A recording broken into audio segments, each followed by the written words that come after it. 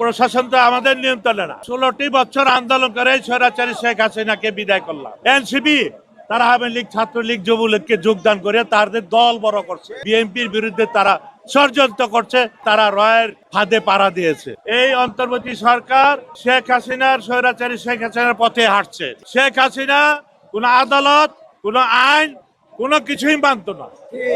এই সরকারও সেই পথেই হাঁটছে। এই সরকারকে আমরা কি মনে করব? এই সরকারের উদ্দেশ্য কি? আমি মনে করব যে আমাদের ঢাকাবাসীকে এই স্বৈরাচারী সরকারের কিছু রয়ের এজেন্ট মন্ত্রী পরিষদ আছে, তারা ষড়যন্ত্র করছে আবার কিভাবে আওয়ামী লীগকে ক্ষমতা আনা যায়। প্রশাসন তো আমাদের নিয়ন্ত্রণে না। এখন দেখছি যে আমাদের বিএনপি নেতা কর্মীদের নামেও গায়েবী মামলা হচ্ছে।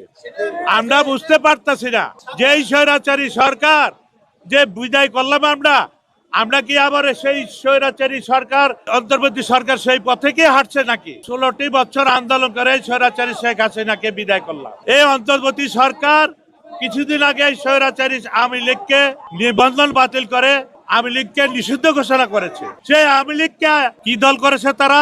এনসিপি তারা আওয়ামী লীগ, ছাত্রলীগ, যুবলীগকে যোগদান করে তাদের দল বড় করছে। বিএনপির বিরুদ্ধে তারা ষড়যন্ত্র করছে।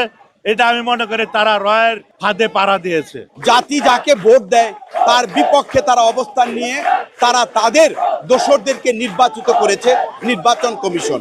আমরা সেই ব্যাপারে মামলা করেছিলাম। সেই মামলার পরিপ্রেক্ষিতে মাননীয় আদালত রায় দিয়েছেন যে না, ইঞ্জিনিয়ার ইশরাকই প্রকৃতপক্ষে নির্বাচিত মেয়র। সেটার পরিপ্রেক্ষিতেই নির্বাচন কমিশন, আজকের নির্বাচন কমিশন, সেখানে ওনারা ঘোষণা করেছেন যে ইঞ্জিনিয়ার ইশরাক সাহেব নির্বাচিত।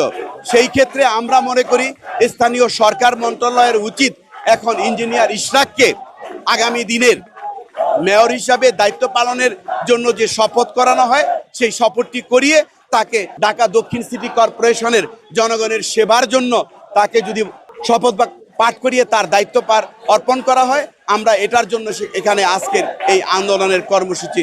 অতি সত্বর যদি এই শপথ না করানো হয় তাহলে আরো বৃহত্তর আন্দোলন তৈরি করা হবে এবং আমরা আগামীতে আরো বৃহত্তর আন্দোলনের কর্মসূচি দেব বলে আমরা মনে করি।